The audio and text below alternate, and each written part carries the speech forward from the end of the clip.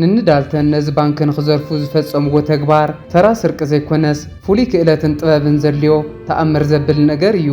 ዳልተን ድማ ብኸመይ ብፖሊስ ከይተታሕዙ ነዚ ኩሉ ተግባር ከም ዝፈጸምዎ ክነግረና ከሎ ቅድሚ መዓልታት ንሱን መሓዙቱን ብዛዕባ እዚ ባንክ ጽቡቕ ገይሮም ምሰጽንዑ ከመይ ገይሮም ናብዚ ባንክ ከም ዝኣትዉ ትል መዳልዮም ይውድኡ እሞ ብመኪና ገይሮም ናብቲ ባንክ ምስከዱ ዳልተን ቀዲምዎም ናብ ውሽጢ እቲ ባንክ ብምእታው ብጥንቃቐ ንኹለን ካሜራታት የጥፍአን። ብድሕሪኡ ኩሎም መሓዝቱ እውን ናብ ውሽጢ ኣትዮም ኣብ ውሽጢ እቲ ባንክ ንዝነበሩ ኩሎም ሰራሕተኛታትን ካልኦት ሰባትን ኣብ ቀይዲ የእትውዎም እሞ እቲ ናይ ባንክ ስርቂ ሃይሎም ይጅምርዎ። እንዳልተን ነዞም ሰባት ኣብ ቁፅጥሮም ከውዕልዎም ከለው ኣጋጣሚ ኮይኑ ኣብቲ ባንክ ትክ ስለ ዝተፈጠረ ሓደ ፖሊስ ነቲ ትክ ሪኡ ኣብቲ ባንኪ እንታይ ከም ዝተፈጠረ ንኽርኢ ናብኡ ይቐርብ እሞ ዳልተን ግን ሽጉጡ ዓሚሩ ካብዚ ይርሓቕ ኢሉ የፈራርሖ። ሽዑቲ ፖሊስ ኣብ ውሽጢ እቲ ባንኪ እንታይ ይፍጠር ከም ዘሎ ስለ ዝፈለጠ ቴሌፎን ደው ኢሉ ካልኦት መሳርሕቲ ይጽውዕ እሞ እቶም ፖላዊስ ቀልጢፎም ናብቲ ከባቢ ብምምጻእ ኣብቲ ከባቢ መኻይን ይኹን ሰብ ንኸይንቀሳቐስ ዳሓፀርዎ ንርኢ። በቲ ሓደ ድማ ሓንቲ ሰበይቲ ኣርተር ናብ ዝተባሃለ ናይዛ ከተማ ከንቲባ ብምኻድ ናቱን ናይ ስድርኡን ጠቐምቲ ፋይላት ዘቐመጠሉ ባንኪ ዝረፍ ከም ዘሎ ትሕብረሉ እሞ ኣርተር ድማ እቶም ኣብቲ ባንኪ ዘለዉ ፋይላት ንድሕንነቱ ኣገደስቲ ስለ ዝኾኑ እዞም ፋይላት ኣብ ኢድ ዘይኮነ ሰብ ንኸይኣትዉ ቀልጢፉ ሜድሊን ዋይት ናብ ዝተባሃለት ጓል ደው ኢሉ ይረኽባ እሞ ሜድሊን ዋይት ኣብ ከምዚ ዓይነት ጉዳይ ብምድርዳር ንፍዕቲ ስለ ዝኾነት ነዞም ፋይላት ብኸመይ ብቐሊሉ ክረኽብዎም ከም ዝኽእሉ ይሓታ። ሜድሊን ዋይት ከዓ እዞም ፋይላት ክንደየናይ ኣገደስቲ ምዃኖም ንኽትፈልጥ ብዛዕባ ትሕዝትኦም ተሓቶ እሞ ኣርተር ግን ብዛዕባ እዙይ ክዛረባ ስለ ዘይደለየ ተኽኢልኪ እቶም ፋይላት ናብ ኢደ ይምፅለይ ተዘይክኢልኪ ግን ዋላ ሓደ ሰብ ከይረኣዮም ንኽጠፍኡ ግበሪ ብምባል እቶም ኣብ ባንኪ ኣቕሚጥዎም ዝነበረ ፋይላት ዋላ ሓደ ሰብ ክሪኤሉ ዘይደሊ ንህይወቱ ግን ኣገደስቲ ምዃኖም ይሕብረላ። በቲ ኻሊእ ድማ ናይ ታሪክ ቀንዲ ኣካል ዝኾኑ ፍሬዘርን ሚቼልን ዝተባሃሉ ክልተ መርመርቲ ፖላዊስ ንላለ እዞም ክልተ ሰባት ቀንዲ ስርሖም ከምዚ ዓይነት ነገር ከጋጥም ከሎ ኣብ ጎኒ መንግስቲ ኮይኖም ህዝቢ ንኸይጉዳእ ምስቶም ገበነኛታት ምድርዳር እዩ። ሎማዓንቲ እውን ብዛዕባ እዚ ጉዳይ ምስ ሰምዑ ቀልጢፎም ናብቲ ቦታ ይኸዱ እሞ ኣብቲ ቦታ ካፕቴን ዳሬስ ዝተባሃለ ሓደ ፖሊስ ናይታ ከተማ ፖሊስ ወኪሉ ኣብኡ ስለ ዝፀንሖም እቶም ጋንግስተራት ክንደይ ምዃኖምን እቶም ኣብ ውሽጢ ዘለዉ ሰባት ክንደይ ምዃኖምን ክሓትዎ ከለዉ ንሱ ግን ክሳብ ሕጂ ዝፍለጥ ኢንፎርሜሽን ከም ዘይብሉ ይሕብረሎም። ብድሕሪኡ ናይ ፊልምና ትርኢት ናብቲ ባንኪ ክትመልሰና ኸላ ንንዳልተን ኣብ ውሽጢ ባንኪ ዝነበሩ ሰባት ንምቁፅጻር ዳፈተኑ ንርኢ። ኣብ መጀመርያ ነቶም ሰራሕተኛታት ንበይኖም ነቶም ናይቲ ባንኪ ዓማዊል ድማ ንበይኖም ይፈልይዎም እሞ ብድሕሪኡ ንኹሎም በብሓደ ሞባይሎም ክቕበልዎም ከለዉ ኣብ መንጎ ሓደ ሰራሕተኛ ግን ሞባይሉ ገዛ ረሲዑ ከም ዝመፀ ይዛረብ እሞ ዳልተን ስለ ዝጠርጠሮ ናብ ሞባይሉ ክድውል ከሎ ናይ ዝወዲ ሞባይል ኣብ ውሽጢ ባንኪ ኮይና ስለ ዝፀውዐት ዳልተን ነዚ ወዲ ከም ትምህርቲ ነቶም ካልኦት ከዓ ከም መፈራርሒ ንክኾነሉ ደልዩ ኩሎም እንዳረኣይዎ ናብ ሓደ ክፍለ እትዩ ቁጥቁጦ። ብድሕሪኡ ንኹሎም ዝተባህልዎ ዘይገብሩ ተኾይኖም እዚኣ ከም ትመጾም ይነግሮም እሞ ቀፂሎም ድማ ኣወዳትን ኣጓላትን ንኽፈላለዩ ይገብሩ። ንንዳልተን ከምዚ ዝገብሩ ዘለዉ ንኹሎም ሰባት ተመሳሳሊ ዓይነት ክዳን ክኸድንዎም ስለ ዝደለዩ ክኸውን ከሎ ንኹሎም ዝኣክል ክዳውንቲ ሒዞም ስለ ዝመፁ ኩሎም ክዳን ይቕይሩ እሞ ንንዳልተን እውን ኣብ ደገ ዘለዉ ፖላዊስ ብቐሊሉ እቶም ጋንግስተራት መን ምዃኖም ንኸይፈልይዎም ምስኦም ተመሳሳሊ ክዳን ይገብሩ። ኣብ መንጎ ግን ሓደ ብዕድሚ ዕብይ ዝበለ ናይ ባንኪ ሰራሕተኛ ሓሚሙ ኣብ ከቢድ ኩነታት ይወድቕ እሞ ንንዳልተን እዚ ወዲ ኣብ ኢዶም ክመውት ስለ ዘይደለይዎ ሕክምና ንኽረክብ ኣውፂኦም ናብ ደገ ይሰድዎ። ሽዑ ፖላዊስ ናብ ዝወዲ ብምኻድ እንታይ ሎሚ ኻ ዳበሉ ክሓትዎ ከለዉ እቶም ሰባት ሓደገኛታት ስለ ዝኾኑ ናብኦም ከይትቐርብዎም ፖሊስ ዝበሃል ናብ ውሽጢ ክኣቱ ተፈቲኑ ንኹለኹም ክንቀትለኩም ኢና እንዳበሉ የፈራርሑና ነይሮም ይብሎም። ናብ ንዳልተን ክንምለስ ከለና ድማ ንንዳልተን ነቶም ጨብዮም ዝሓዝዎም ሰባት ናብ ሓደ ክፍሊ እትውዎም እሞ ብድሕሪኡ ንምንታይ ምዃኑ ዘይፍለጥ ንስራሕና ይጥዕመና ኣብ ዝበልዎ ቦታ ምኹዓት ይጅምሩ። በቲ ሓደ ድማ እቶም ኣብ ደገ ኮይኖም ነዚ ጉዳይ ዝምርምርዎ ዘለውን ንፍሬዘር ንካፕቴን ዳሬስ እቶም ካሜራታት ሪኢኹሞም ዲኹም ብኸመይ በቶም ካሜራታት ተጠቂምኩም ናይቶም ጋንግስተራት መንነት ዘይፈለጥኩም ብምባል ይሓትዎ እሞ ንሱ ከዓ እቶም ጋንግስተራት ኣብ መጀመርያ ክመፁ ከለዉ ንኸይፍለጡ ገጾም ተሸፊኖም ነቶም ካሜራታት ስለ ዘጥፍእዎም ኣብ ውሽጢ ብዛዕባ ዘለዎ ዋላ ሓደ ሓበሬታ ክረኽቡ ከም ዘይከኣሉ ይነግሮም። ሽዑን ንፍሬዘር ምርመሮኦም ብምንታይ ክጅምሩ ከም ዘለዎም ክሓስቡ ይጅምሩ እሞ ኣብዚ እዋን ንንዳልተን ናብዚ ክመፁ ከለዉ ሒዞምዋ ዝመጽ መኪና ስለ ዝረኸብዋ ነታ መኪና ክፍትሽዋ ይጅምሩ። ይኹን እምበር እዞም ጋንግስተራት ነዛ መኪና እውን ካብ መንገዲ ሰሪቖም ስለ ዘምጽዋ ካብዛ መኪና እውን ከምቲ ዝደልይዎ መረዳእታ ከይረኸቡ ይተርፉ እሞ ናይዞም ሰባት መንነትን ምፍላጥ ከቢድ ፈተና ይኾኖም። እዞም ሰለስተ ፖላዊስ ልዕሊ ኩሉ ዘሻቅሎም ዘሎ ናይ ንዳልተን ድልየት እንታይ ምዃኑ ዘይምፍላጦም እዩ። ብፍላይ ፍሬዘር እዞም ጋንግስተራት ገንዘብ ንኽሰርቁ ዝመፁ እንተዝኾኑ ነይሮም ሰብ ከይረኣዮም እዮም ሰሪቖም ክኸዱ ነይሮም። ዝኾነ ዝደለይዎ ነገር ኣሎ ይብል እሞ እንታይ ከም ዝደልዩ ክፈልጥ ስለ ዝደለየ ደው ኢሉ ክደራደሮም ይፍትን። ዳልተን ግን ቴሌፎን ከይልዕለ ጥርቅም ይብል እሞ በዚ ድማ ንፍሬዘር ክደራደሩ ዘይደልዩ ተኾይኖም እንታይ እዮም ደልዮም ብምባል ኣብ ካሊእ ጭንቀት ይወድቁ። ሽዑንን ፍሬዘር እዞም ሰባት በቐሊሉ ኣብ መጻወዲኦም ዝኣትውሎም ከም ዘይኮኑ ተረዲኦም ካብ መጀመርያ ጀሚሮም በዓሎም ንኽምርምርዎ ብናይ ድሕንነት ካሜራታት ዝተቐረጸ ቪድዮ ኣኪቦም ክምርምሩ ይጅምሩ እሞ ንኹለን ካሜራታት ዘጥፍአን ሓደ ሰብ ከም ዝኾነን ንሱ ከዓ ብቐሊሉ መንነቱ ንኸይፍለጥ ፍሉይ ቴክኒክ ከም ዝተጠቀመ ይርኡ። እነ ፍሬዘር ምስኪ ኢላታት ኮይኖም ነዚ ቪድዮታት እንዳመርመሩ ከለው ሃንደበተ ብደገ ዋጭዋጭ ዝብል ድምፂ ይሰምዑ እሞ ናብኡ ክወፁ ከለው ሓደ ወዲ ካብ ውሽጢ እቲ ባንኪ ወፂኡ ምስቶም ፖላዊስ እንዳተቋየቆ ይርኡ። እዚ ወዲ ምስዞም ፖላዊስ ዘቋይቆ ዘሎ ዋላ እኳ ካብ ውሽጢ እቲ ባንኪ ክወፅእ ከሎ ኢዱ ንድሕሪት ተኣሲሩ ተነበረ ፀጉሩ ክርእይዎ ከለው ግን ኣሸባሪ ስለ ዝመሰሎም ፀጉሩ ንክፈትሕ ይሓትዎ እሞ ንሱ ግን ፀጉረይ ብሃይማኖት እየ ከምዚ ገይረዮ ብምባል ፀጉረይ ይፈትሕን ይብሎም። እቶም ፖላዊስ ግን ከኣምንዎ ስለ ዘይከኣሉ ብሓይሊ ኣብ ርእሱ ዝነበረ መጠምጠም ይፈትሕሉ እሞ ብድሕሪኡ ናብ ሓደ ክፍሊ እትዮም ኣብ ውሽጢ ብዛዕባ ዝረኣዩ ክሓትዎ ይጅምሩ። እዚ ወዲ ከምቲ ዝዛረቦ ዘሎ ተኾይኑ ኣብ ውሽጢ 4 ጋንግስተራት ጥራሕ እዮም ዘለው። ይኹን እምበር ኣብ ውሽጢ ካብ 20 ክሳብ 30 ናይቲ ባንኪ ሰራሕተኛታትን ዓማዊልን ስለ ዘለው ነቶም ጋንግስተራት ፈሊኻ ምውፃእ ከቢድ ምዃኑ ይሕብረሎም። እኒ ዳልተን ነዚ ወዲ ናብ ደገ ውፅኦሞ ዘለው ንሶም ዝደልይዎ መልእኽቲ ናብቶም ፖላዊስ ንኸብፅሐሎም ደልዮም ስለ ዝነበረ ንፍሬዘር ኣብ ክሳዱ ተንጠልጢሉ ዝነበረ ፈቲሖም ከንብብዎ ይጅምሩ እሞ ቅድሚ ሰዓት 9 ናይ ግድን 2 ኣውቶቡስን ሓንቲ ጄትን ንኸዳልውሎምን ተዘይኮይኑ ግን በብሓደ ሰዓት ኣፈላላይ ሓደ ሰብ እንዳውፅኡ ከም ዝቆትሉ የፈራርሕዎም። እዚ ዘንበውን ንፍሬዘር በቐሊሉ እቲ ዝበሃልዎ ዘለው ክገብሩ ስለ ዘይደልዩ ከመይ ጌርና ኢና ነዞም ጋንግስተራት ነታልሎም ዳውሉ እንዳሓሰቡ ከለው እቶ ውሽጢ ባንኪን ህይወቱን ንስርሑ ናብ ሓደጋ ከውድቕ ዝኽእል ኣዝዩ ብዙሕ ሚስጥር ሓቢኡ ዝነበረ ናይዛ ከተማ ከንቲባ ኣርተር ሚስጥሩ ተፈሊጡ ንኸይኸውን እንዳፈርሐ ይመጽእ እሞ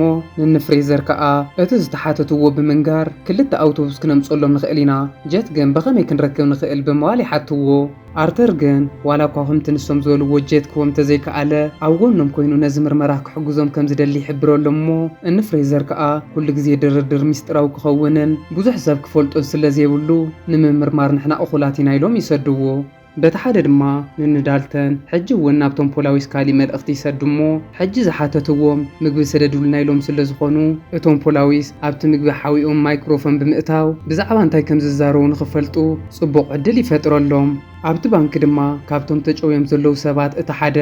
ንዳልተን ኣይሰምዐኩምን ኢሉ ክርብሽ ክብል ንዳልተን እንዳጎተቱ ንበይኑ ፈልዮም ብምውሳድ ኣብ ቅድሚ ኩሎም ይቕጥቅጥዎ እሞ ነቶም ካልኦት ከም መፈራርሒ ይጥቀሙሉ። እቶም ፖላዊስ ድማ ናይቶም ጋንግስተራት ድምፂ ንምስማዕ ኣብቲ ናይ ምግቢ መትሓዚ ሪከርደር ብምግባር ምግቢ ይህብዎም እሞ ምግቢ ከቕብልዎም ከለው ፍሬዘር ንዳልተን ከዛርዎ ይፍትን። ዳልተን ግን ካብ ድምፁ ዝኾነ ነገር ክወስዱ ስለ ዘይደለየ ጥርቅም ኢሉ ስርሑ ይሰርሕ እሞ እዚ ዝረኣይ ፍሬዘር ከዓ ንስኻ ሕጂ ተዛረብካ የግድሰናን ኣብቲ ሒዝካዮ ተኣቱ ዘለኻ ምግቢ ማይክሮፎን ስለ ዘለና ናብ ውሽጢ ምስ ኣተኻ እንታይ ከም እትዛረብ ክሰምዐካ እየ ብዝመስለ ጠማምታ ይጥምቶ።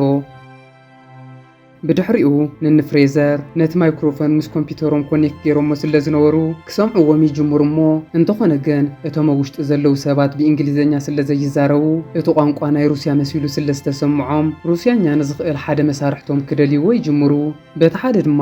ንዳልተን ነቶም ጮብዮም ሒዞሞም ዘለው እሱራት ካብቲ ሓደ ክፍሊ ናብቲ ሓደ ክፍሊ ከቀይርዎም ከለው ካብ መንጎኦም ንሓንቲ ጓል ፈልዮም የውፅዋ እሞ ንዓ ኣምሲሎም ንሓንቲ መሳርሕቶም ቀይሮም ዳእተውዋ ንርኢ።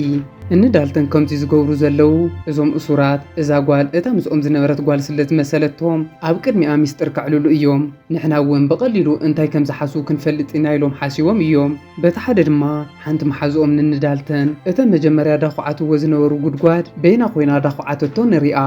ንፍሬዘር ድማ ነቲ ሩስያኛ ዝኽእል መሓዝኦም ፀዊዖም እቲ ድምፂ ከስምዕዎ ከለው ንሱ ግን እዚ ድምፂ ናይ ሩስያ ከም ዘይኮነ ይሕብረሎም እሞ ናይ ቡልጋርያ ክኸውን ስለ ዝኽእል ካሊእ ሰብ ንኽሓቱ ሓሳብ የቕርበሎም። ፍሬዘር ከዓ ከምዚ እንዳግበረ በብሓደ ሰብ ከምፅእ ስለ ዘይኽእል ነቲ ሪከርድ ዝተገበረ ፋይልና ሚሞሪ ሕልፎሞ ናይ ቡልጋርያ ቋንቋ ዝኽእል ሰብ ክደሊ ናብ ደገ ይወፅእ። ብድሕሪኡ ንሓደ ናይ ኮንስትራክሽን ሰራሕተኛ ከስምዖ ከሎ እዚ ወዲ ናይቶም ቃላት ትርጉም ዋላ እኳ ተዘይፈለጦ ናይ ቀደም ኤክሱ ግን ኣልባንያዊት ስለ ዝነበረት እዞም ቃላት ናይ ኣልባንያ ምዃኖም ርግፀኛ ኮይኑ ይነግሮ እሞ ሽዑ ፍሬዘር ካሊእ መማረፂ ስለ ዘይብሉ ምስ ኤክስካ ራኽበኒ ይብሎ።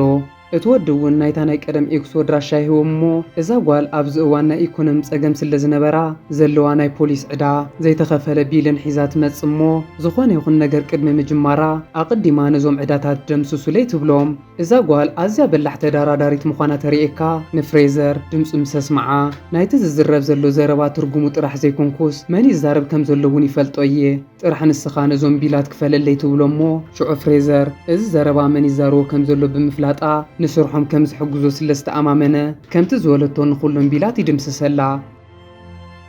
ብድሕሪኡ እታ ጓል ዝደልየቶ ምስ ረኸበት እቲ ዝዛረብ ዘሎ ሰብ መን ምዃኑ ክትነግሮም ከላ ፍሬዘር ካብ ሚሕር ስምባደ ከኣምና ኣይከኣለን። እቲ ዝዛረብ ዘሎ ሰብ ናይ ኣልባንያ ፕሬዝደንት እዩ። ይኹን እምበር ከምቶም መጀመርያ ዝሓሰብዎ እቲ ዘረባ ባዕሉ ናይ ኣልባንያ ፕሬዝደንት ዝተዛረቦ ዘይኮነስ ናይ ኣልባንያ ፕሬዝደንት ብሬድዮ እንዳተዛረበ ከሎ ሪከርድ ዝተገበረ ምዃኑ ትሕብረሎም እሞ ኣብ መጠረሽታ ንፍሬዘር እቶም ጋንግስተራት ቀዲሞሞም ማይክሮፎን ከም ዝኣቱ ስለ ዝፈለጡ የታልልዎምን ሙዲሕ ዝሎምን ከም ዘለዉ ይርድኡ።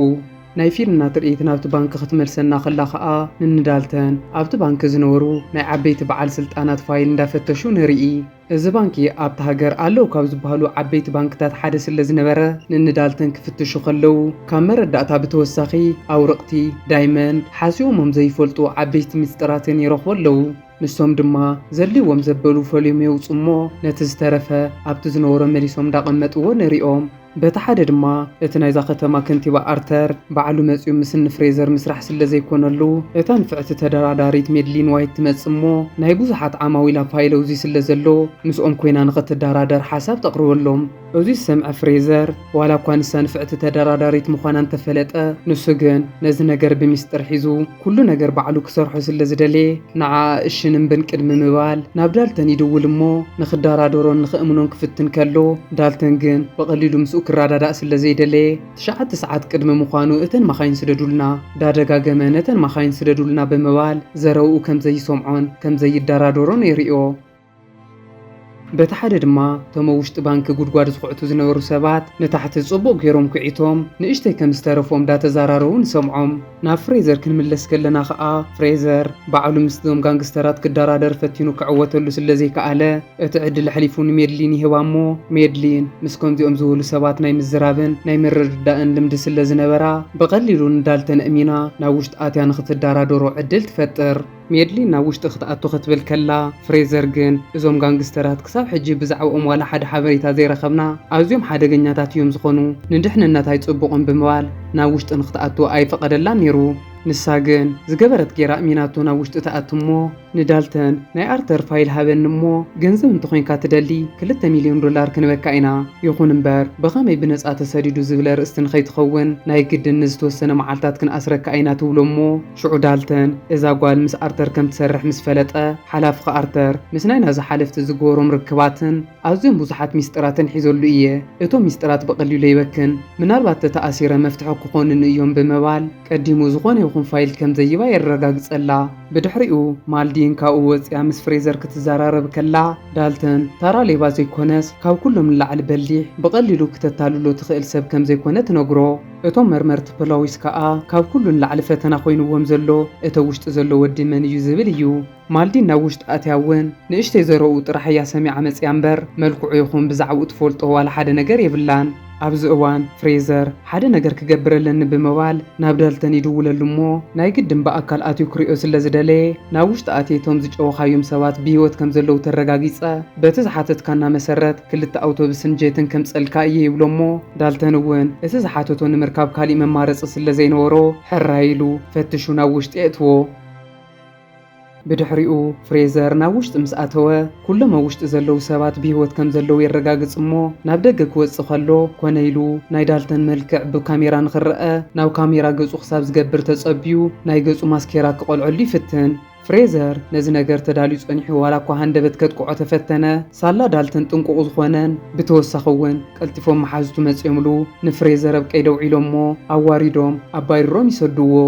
በቲ ሓደ ድማ እቶም ኣብቲ ባንኪ ዝቑዕቱ ዘለዉ ሰባት ጽቡቕ ይጓዓዙ ስለ ዘለዉ ድሕሪ ሕጂ በዚ መልክዑ እንተቐጺሎም ኣብ ውሽጢ 3 ሰዓት ኩሉ ነገር ከም ዝውድኡ ይዛረቡ እዚ ከምዚ ኢሉ ከሎ ፍሬዘር ድማ ናብቶም መሳርሕቱ ናብ ሚቼል ይኸድሞ እቲ ምስኦም ዝደራደር ዘሎ ወዲ ከምቲ ማልዲን ዝበለቶ ኣዝዩ በሊሕ ምዃኑ ከም ዘረጋገጸ ይነግሮም ፍሬዘር ዳልተን በሊሕ ሰብ ምዃኑ ዋላ እኳ ተፈለጠ ንሱ ግን ስዕረቱ ኣሚኑ ክቕበል ስለ ዘይደለየ ሕጂ እውን ሓደ ትልሚ የዳልሞ ናብ ውሽጢ ኣብ ዝረአ ዓብዪ ፎቕ ካሜራ ብምትካል ክስልሎም ይጅምር እንተኾነ ግን ንንዳልተን ነቲ ካሜራ እንዳተተኸለ ስለ ዝረኣይዎ ኣዝዮም ሓሪቖም ከምዚ ዓይነት ነገር ከይትፍትንዎ ብምባል ሓደ ካብቶም ዝተጨወዩ ሰባት ብምውፃእ ኣብ ቅድሚ ንፍሬዘር ይቐትልዎ እሞ ፍሬዘር ኣብ ልዕሊ ቀዳማይ ሽንፈት ካልኣይ ሽንፈት ተጎልቢቡ ኣብ ካሊእ ፈተና ይኣቱ በቲ ሓደ ድማ ካፕቴን ዳሬስ እዚ ኩሉ እንዳተፈጠረ ጥርቅም ኢሉ ክርኢ ስለ ዘይደለየ ፖላዊስ ሒዙ ናብ ውሽጢ ንኽኣቱ ይውስን እሞ ኣብዚ እዋን ግን ኣየኖም እዮም ገበነኛታት ስለ ዘይፍለጥ ናይ ግድን ዘይቐትል ጥይት ኢና ክንጥቀም ዘለና